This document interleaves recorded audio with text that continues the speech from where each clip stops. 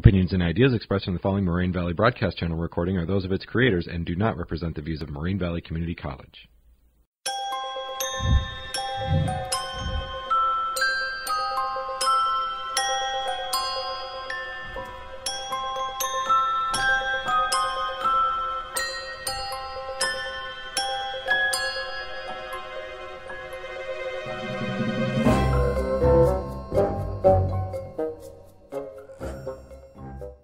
Hello and welcome to This Made Me Laugh podcast with me, Peter Granato. Today we'll be talking about Rick and Morty, which was my text, as well as Snatched, Date Night, and Hassan Minaj Homecoming King. So first I'm going to talk about Rick and Morty. To summarize why I picked Rick and Morty, I thought that because the show is popular, there's obviously a lot of appeal to a wide array of audience. I thought that the other things that I'm reviewing are either movies or stand-up comedy, so I should pick something different. I picked a TV show that's a cartoon format, and I think that Rick and Morty does a very good job of being funny and accessible and not being very cerebral and involved, while also fitting in a lot of more philosophical, deeper things into the message that occur during their plot line. And so to summarize the two episodes I picked, the first was Me Seeks and Destroy, which was season 1, episode 5. And there is typically two plots in Rick and Morty, like an A plot and a B plot, where the A plot focuses on Rick and Morty out on their adventure in some other dimension that Rick brings them to with his interdimensional portal gun, being the great scientist he is. And the second being the rest of the family that's at home and how they're coping with the ramifications of living with Rick Sanchez, the greatest scientist in the multiverse. So the A plot is focused on Rick and Morty going on this adventure that Morty chooses, because at the very beginning, Morty's on this particularly traumatic adventure, and he threatens to quit all adventures with Rick. So Rick gets a deal with him where Morty gets to pick one in every 10 adventures. So they're on this adventure, and it's set in this cliche, medieval, almost Dungeons and Dragons-y, like, setting, and there's this giant beanstalk to this giant's castle that has so much gold and stuff, and the poor villagers want him to bring the gold down. And then the B plot focuses on something that arises in the very beginning of the episode, and everyone's coming to Rick because they want help with various things, and Rick has to go on the adventure with Morty, so he gives them this box, and he calls it a Me Seeks box. You hit the big blue button on the top, and this blue stick figure-like person appears out of nowhere to fulfill the purpose that you give it, and then it disappears. And to watch this Me Seeks character that's just spontaneously brought into the show, just as spontaneously as it's brought into being when you hit the button. And it's at first very, happy, absurd, and carefree. It has this crazy voice that's very weird, and it looks very unrealistic. It's very zany and cartoony. This is a Me Seeks box. Let me show you how it works. You press this. I'm Mr. Meeseeks! Look at me! You make a request. Mr. Meeseeks, open Jerry's stupid mayonnaise jar. Yes, sirree! The Meeseeks fulfills the request. All done! Wow! And then it stops existing. Oh my god, he exploded! Trust me, they're fine with it. Knock yourselves out. But by the end of the episode, things escalate because of the Meeseeks being unable to fulfill its purpose, that they have, a hostage situation. They have guns. They're holding one of the family members to finally either fulfill their purpose. They want to take 2 strokes off their golf game, so either they have to do that so the Meeseeks can go away, or the Meeseeks are going to kill that person so that all strokes are going to be taken off of the golf game. And to see that kind of transition from a ooh, yeah! Can do! funny, kind of SpongeBob or kids cartoon character into this very intense, existential, borderline murderer is really funny. And then the speech at the end that the Meeseeks does is hilarious. Look, Meeseeks are not born into this world fumbling for meaning, Jerry! We are created to serve a singular purpose for which we will go to any lengths to fulfill! Existence is pain to a Meeseeks, Jerry, and we will do anything to alleviate that pain! And then the second episode is about Morty likes this girl named Jessica, and his school has this annual flu season dance, and he wants to be Jessica's date, but he has no opportunity to talk to Jessica, so he goes to Rick, and he says, Rick, can you make me some kind of potion that will make Jessica like me? And after a brief argument, Rick gives him this potion, and he gives it to Jessica, but the one thing Rick never mentioned is that there are side effects to this potion if she has the flu, and of course it's the flu season dance, so she has the flu. This potion piggybacks off of the flu virus and starts infecting everyone in the school, including, the dean and various teachers, and then it keeps going past that to infect more and more people in America and then other countries and the world, to the point where everyone is just madly in love with Morty, and then Rick has to craft some kind of MacGyver genetic potion to counteract the first potion. And this just keeps going more and more wrong until everyone is just this genetic mess of different creatures.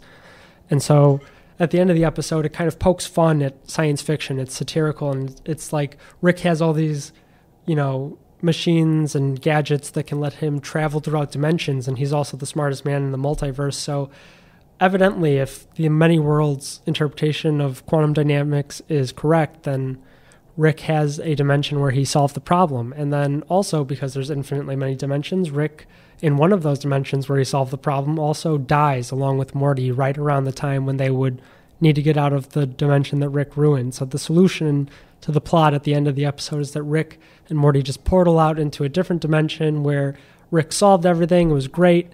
He had some sort of genius moment. Wow, Rick, I gotta say, you really pulled a rabbit out of your hat this time. I mean, I really thought that the whole place was gonna be messed up for good, but here you did it. You figured out that crazy solution like you always do. Whew, that's some great luck. Come on, Morty, luck had nothing to do with it. I'm great. That's the real reason. And then the two of them die. So they bury their dead bodies and then lead a normal life as if everything got fixed by Rick from there. So I thought that was really funny. I really liked the dark humor at the end where they have to bury their dead bodies. There's some kind of quote where Morty's freaking out about burying his dead body. I mean, he sees himself dead on the floor. He's like, all right, Morty, here we are. Oh my God, Rick! Is that us? We're dead! What is going on, Rick? I'm freaking out! and Rick says, It's fine. Everything is fine. There's an infinite number of realities, Morty, and in a few dozen of those, I got lucky and turned everything back to normal. I just had to find one of those realities in which we also happen to both die around this time. Now we can just slip into the place of our dead selves in this reality, and everything will be fine. We're not skipping a beat, Morty. and Morty's still freaking out, and then Rick doesn't really understand, so he says, Now help me with these bodies. This is insane! Look, Morty, I'll grab myself, you grab yourself, okay? I mean, that seems fair to me. I mean, that seems like a fair way to divvy it up. Rick, what about the reality we left behind? What about the reality where Hitler cured cancer, Morty? The answer is don't think about it. and I thought that it sort of demonstrates the hilarity of Rick's apathy, as well as the sort of more philosophical things that they're fitting into the show, like seeing yourself die and how that would affect someone, and the way that Morty sort of evolves as a character throughout the show from being a very mediocre, normal, unpopular teenage boy to being some sort of hero, this sort of brave, well-rounded, well-experienced, battle-tested person that he ends up being. I think it's very fascinating and very compelling to watch that. To go over some of what you need to understand about the show, the audience is mostly older people. The show airs on Adult Swim. The purpose is mainly entertainment and comedy, but there are, like I said, some philosophical arguments and philosophical ideas sort of threaded into the fabric of the show. And the medium is a cartoon, and it's not very sophisticated, not very realistic looking. It's two-dimensional, and it's on TV. The genre is science fiction or comedy. So the science fiction elements are evident by, like the Meeseeks box, which is this, incredible feat of engineering and science where you can hit a button and some being that is summoned that just wants to fulfill the purpose that you give it comes when you hit the button. Or Rick's portal gun, which lets him travel throughout different dimensions in the multiverse. And then the comedy aspect comes from things like Rick being, the alcoholic grandfather to Morty, taking him on adventures. It sort of mirrors Back to the Future. And Rick is sort of a apathetic, more or less nihilist character who does things for fun, which makes it a very compelling comedy show because you get to see this larger-than-life, almost godlike figure just sort of do things because he has no sort of hero-like standards of what he wants to achieve or greater picture purpose sort of thing. The conventions that you'll see that really support sci-fi are aliens. Meeseeks is sort of like an alien blue stick figure person. You'll see these gadgets from the future like Rick's portal gun, or you'll see Rick in a lab coat all the time that's very science fiction-y. Or you'll see him moving between dimensions, or even he has a spacecraft that he uses, and it's sort of like a UFO shape, flying saucer almost, that him and Morty use for getting around like an automobile. So there's a lot of pretty heavy sci-fi conventions. And then the style that the authors are trying to get across is sort of absurd. They're kind of going into the absurdity of different situations that everyday people experience, but they're exploring it with Rick, who's this larger-than-life scientist who has superpowers based off of his genius, but also no real moral compass. So it really exploits the absurdity because Rick will just say what he feels. He'll talk very directly and objectively. He'll talk about valuing science and not caring about other people's sort of wishy-washy humanness. The tone is a lot of sarcasm. It takes on a lot of science fiction tropes and then turns them on their head in a sort of absurd way. So the tone and the style really work together because they explore science fiction through this sarcastic lens, which leads to absurdity, as well as a kind of comedic tone, which is that a lot of the hard and traumatic things that we face can be seen as funny if you take a step back, you're the audience, and you're watching some scientist and his grandkid go on these adventures. And then the voice that we're seeing is often satirical. They'll take a lot of everyday situations and then talk about how they could have gone or how strange they are. Or they'll even poke fun at things. Like in the first episode, the one where Morty picks the adventure, they're in this medieval town, which is sort of satiring, Dungeons and Dragons or whatever, because it's medieval. The people are in kind of like cloth, and it's not modern at all. They speak Old English. So it's sort of satiring that. And then there's a giant beanstalk that leads up to a giant's house, which is, satiring the old Jack and the Beanstalk fairy tale. So you get a lot of satirical voice, as well as the voice of the show is also kind of philosophical. It explores a lot of issues about creator and the created, kind of like almost a God thing. And it explores meaning in life. Especially in these episodes, Meeseeks directly talk about having meaning in their life. And then the context of the show is mostly understood through who the authors are, as well as the sort of family dynamic that's set up, where Rick is sort of this grandfather who left. He's very apathetic. Like I said, he's, kind of nihilist. And he's Beth, which is Morty's mom's father. So it's kind of this dysfunctional family that is more or less relatable because it's not obscenely dysfunctional, but it's also kind of everyday scenarios going too far. And so to talk about the authors, it's created by Dan Harmon and Justin Roiland. Justin Roiland is mostly responsible for a lot of the comedic parts, the more funny, carefree, and sort of out there parts of the show. Like Meeseeks was Justin Roiland's idea, and a lot of the cartoony, zany characters that are just sort of absurd and funny is where Justin Roiland's part is. And then Dan Harmon did shows like Community and Harmon Quest, and he's more of a story-based, plot-based comedian where he likes philosophical arguments, he likes to make it meaningful, he likes there to be a deeper plot that gets you hooked. And to go along and support that, I actually have a clip of Dan Harmon talking about Rick and Morty, and I'm going to play that right now. I know, that is a fun thing for me, the idea that we have gods, we search for meaning, and we think of that as the highest thought we can have. Who made me, and I'm going to make other things. What is my purpose? You pass butter. Oh my god. Yeah, welcome to the club, pal. So that's sort of Dan Harmon's philosophy on meaning and the way he threads that into the show. So with that being said, I'm going to get to Snatched, which was recommended by Allie. And so I didn't really like Snatched. I thought it was funny in some moments, but it relied heavily on a lot of cliches, and it tries to sort of do this reality humor where it talks about real life scenarios and kind of pokes fun at different things that people do. Or the main character is played by Amy Schumer, and her entire trope is sort of a female comedian is sort of embodied by, being kind of sexually interested, but also less attractive than she wants to be. Her comedic style is very repetitive, and it's not as engaging as something that would have been more political, because the show's about, taking an exotic vacation to South America and then getting kidnapped and being brought to Colombia. There's no real political commentary there. It's more about just, she's kind of almost a loser in the show Like, she doesn't have friends that'll go with her, so she has to go with her mom.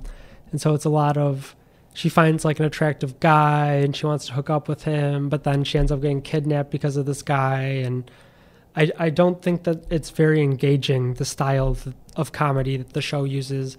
I think that it's almost sort of making Amy Schumer out to rely on being a woman to be funny in her comedy. And I don't think that's true. There are so many really brilliant, really hilarious female comedians. And I wish that this show really let Amy Schumer take her comedic background and push it to something that's universally really funny and less reliant on very specific social situations or cliches that you'll see.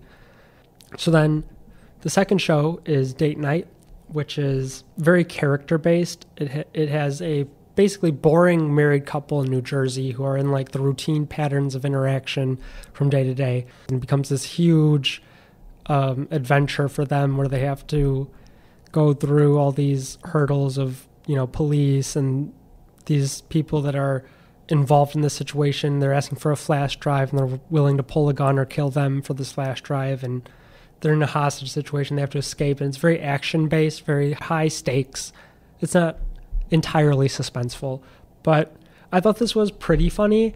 I think that the ending had a very simple resolution to the plot because it's almost like everything that they planned on doing worked once you got to the end of the movie. It almost seemed like they just wanted to get the movie over with. And they never really explained a lot of things. Like, there's police coming in and a SWAT team coming in and different involved characters with this flash drive. This flash drive supposedly has, incriminating evidence against some government official, but that government official was bribing a different government official. And so it doesn't really explain the intricacies of how the husband set up this, master plan at the end to get everyone in the same spot when the police come and have the police timing just right. It has sort of a cliche of the, very mediocre husband being held up against some larger than life, very muscular, military intelligence, sort of ideal person. And then it sort of explores the comedy of the husband's feelings of inferiority to this man. And it was sort of a letdown that the ending was so predictable almost, that the entire plan would work and that the parents would get to go back to their kids. And however, I did appreciate that it had a lot of character-based humor. Like, the man was some sort of, boring sort of businessman, like he does taxes in New Jersey, and his wife is, a real estate agent, and they're just kind of in this routine pattern of very normal people, and they have to go on this huge thing where the wife at one point has to pretend to be a stripper, or the man has to hold a gun and take control of a room of two kind of more street people who are the real criminals in this case, who have this illegal flash drive that has incriminating evidence against government officials. So these people who are getting by on illegal things, and he has to sort of be almost like the more macho gangster in the situation. It's funny to watch them develop a character that's sort of awkward and normal, take control of very drastic, very visceral and vulgar situations. And then finally, I watched Hasan Minhaj Homecoming King, which was stand-up by Hasan Minhaj. And it sort of takes this sassy perspective to explore the life of being an Indian American and the sort of alienation that he goes through and the various things that go along with that, like getting married to a Hindu girl when you're a Muslim Indian American. And I thought it was really funny. I really liked this one. I thought that it was a very genuine and very personal sort of stream of consciousness from someone who moved here from India with a vastly different culture, has a vastly different home life from most Americans, and sort of his journey on assimilating into American culture. And of course it was a successful journey because he's a stand-up comedian who has no problem communicating with, audiences in America and making people laugh. But it was still almost educational to hear about what it's like to be from a different culture, but at the same time it was hilarious, the different sort of situations that he pulls from his personal life. Like, for example, he married a Muslim girl, which I said, and his parents said in Hindi, I think, "What would people think?" And he says this is like the most devastating thing you can hear as an Indian kid, because when your parents say, "What will people think?" it means that all bets are off. Like a star falls from the sky, because it's just such a serious thing, and your parents don't want to be the outcasts in their close-knit social groups. And it's like a very powerful phrase. And to hear that when an Indian parent says that, it can break apart even someone's plans to get married, was really funny, but also really fascinating.